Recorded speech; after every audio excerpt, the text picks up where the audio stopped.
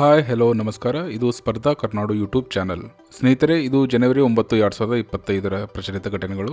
ಬನ್ನಿ ಸ್ನೇಹಿತರೆ, ತಡ ಮಾಡದೆ ಮೊದಲನೇ ಪ್ರಶ್ನೆಯತ್ತ ಸಾಗೋಣ.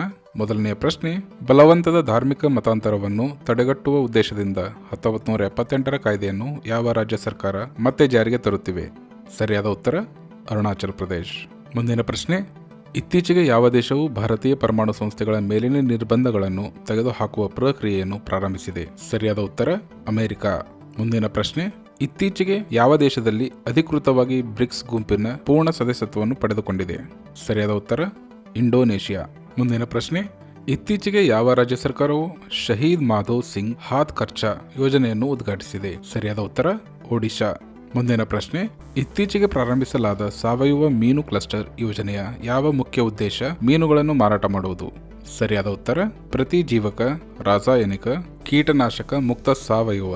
ಮುಂದಿನ ಪ್ರಶ್ನೆ: ಇತ್ತೀಚೆಗೆ ಯಾವ ದಿನಾಂಕದಂದು ಭೂಮಿ ತಿರುಗುವಿಕೆ ದಿನವನ್ನು ಆಚರಿಸಲಾಯಿತು? ಸರಿಯಾದ ಉತ್ತರ ಜನವರಿ 8. ಮುಂದಿನ ಪ್ರಶ್ನೆ: ಇತ್ತೀಚೆಗೆ ಪ್ರಧಾನಿ ನರೇಂದ್ರ ಮೋದಿ ಅವರು ಯಾವ ಮಾಜಿ ರಾಷ್ಟ್ರಪತಿಗಳ ಸ್ಮಾರಕವನ್ನು ನಿರ್ಮಿಸಲು ಅನುಮೋದನೆ ನೀಡಿದ್ದಾರೆ?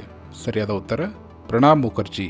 ಮುಂದಿನ ಪ್ರಶ್ನೆ: ಪ್ರಮುಖ ಖನಿಜಗಳು ಮತ್ತು ಅಪರೂಪದ ಭೂಮಿಯ ಅಂಶಗಳಲ್ಲಿ ಸಹಕಾರವನ್ನು ಹೆಚ್ಚಿಸಲು ಯಾವ ದೇಶಗಳು ಇತ್ತೀಚೆಗೆ ಒಪ್ಪಿಕೊಂಡಿವೆ? ಸರಿಯಾದ ಉತ್ತರ ಭಾರತ ಮತ್ತು ಮಲೇಷಿಯಾ. ಮುಂದಿನ ಪ್ರಶ್ನೆ: ಜನವರಿ 8 ಮತ್ತು 9, 2025ರಂದು ಯಾವ ರಾಜ್ಯದಲ್ಲಿ ವಿಶ್ವ ತೆಲುಗು ಸಮ್ಮೇಳನವನ್ನು ಆಯೋಜಿಸಲಾಯಿತು? ಸರಿಯಾದ ಉತ್ತರ ಆಂಧ್ರಪ್ರದೇಶ್.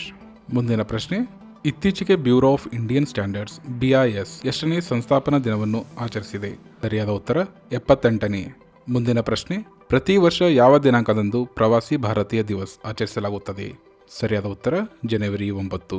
ಮುಂದಿನ ಪ್ರಶ್ನೆ: ಇತ್ತೀಚೆಗೆ ಯಾವ ರಾಜ್ಯ ಸರ್ಕಾರವು ಪಾರ್ಥ್ ಯೋಜನೆಯನ್ನು ಆರಂಭಿಸಿದೆ? ಸರಿಯಾದ ಉತ್ತರ ಮಧ್ಯಪ್ರದೇಶ್. ಮುಂದಿನ ಪ್ರಶ್ನೆ: ಭಾರತಾದ್ಯಂತ ಚಾಲನಾ ತರಬೇತಿ ಸಂಸ್ಥೆಗಳನ್ನು ಸ್ಥಾಪಿಸಲು ಇತ್ತೀಚೆಗೆ ಯಾರು ಯೋಜನೆಗಳನ್ನು ಪ್ರಾರಂಭಿಸಿದ್ದಾರೆ? ಸರಿಯಾದ ಉತ್ತರ ರಸ್ತೆ ಸಾರಿಗೆ ಮತ್ತು ಹೆದ್ದಾರಿ ಸಚಿವರು. ಮುಂದಿನ ಪ್ರಶ್ನೆ: ಜನವರಿ 2025ರಲ್ಲಿ ಒಂದು ರಾಷ್ಟ್ರ ಒಂದು ಚುನಾವಣೆಗೆ ಸಂಬಂಧಿಸಿದ 2 ಮಸೂದೆಗಳಿಗಾಗಿ ರಚಿಸಲಾದ ಜಂಟಿ ಸಂಸದೀಯ ಸಮಿತಿಯ ಮೊದಲ ಸಭೆ ಎಲ್ಲಿ ನಡೆಯಿತು?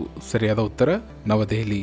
ಸ್ನೇಹಿತರೆ, ಇಂದಿನ ಕೊನೆಯ ಪ್ರಶ್ನೆ: ಇತ್ತೀಚೆಗೆ ಗೃಹ ಸಚಿವ ಅಮಿತ್ ಶಾ ಉತ್ತರ ಪ್ರದೇಶದಲ್ಲಿ ಯಾವ ಕ್ರಿಮಿನಲ್ ಕಾನೂನುಗಳ ಅನುಷ್ಠಾನದ ಕುರಿತು ಪರಿಶೀಲನಾ ಸಭೆಯ ಅಧ್ಯಕ್ಷತೆ ವಹಿಸಿದ್ದಾರೆ? ಸರಿಯಾದ ಉತ್ತರ ಭಾರತೀಯ ನ್ಯಾಯಾಂಗ ಸಂಹಿತೆ 2023, ಭಾರತೀಯ ನಾಗರಿಕ ರಕ್ಷಣಾ ಸಂಹಿತೆ 2023, ಭಾರತೀಯ ಸಾಕ್ಷ್ಯ ಕಾಯ್ದೆ 2023. ಸ್ನೇಹಿತರೆ, ಇದು ಜನವರಿ 9, 2025ರ ಪ್ರಮುಖ ವಿದ್ಯಮಾನಗಳು. ವಿಡಿಯೋ ನೋಡಿದ ಪ್ರತಿಯೊಬ್ಬರು ನಿಮ್ಮ ಸ್ನೇಹಿತರುಗಳಿಗೆ ವಾಟ್ಸಪ್ ಗ್ರೂಪ್ಗಳಲ್ಲಿ ಶೇರ್ ಮಾಡಿ. ಇದೇ ತರಹದ ಪ್ರಚಲಿತ ಘಟನೆಗಳಿಗಾಗಿ ತಪ್ಪದೇ ನಮ್ಮ ಚಾನೆಲ್ಗೆ ಸಬ್ಸ್ಕ್ರೈಬ್ ಮಾಡಿ. ಧನ್ಯವಾದಗಳು.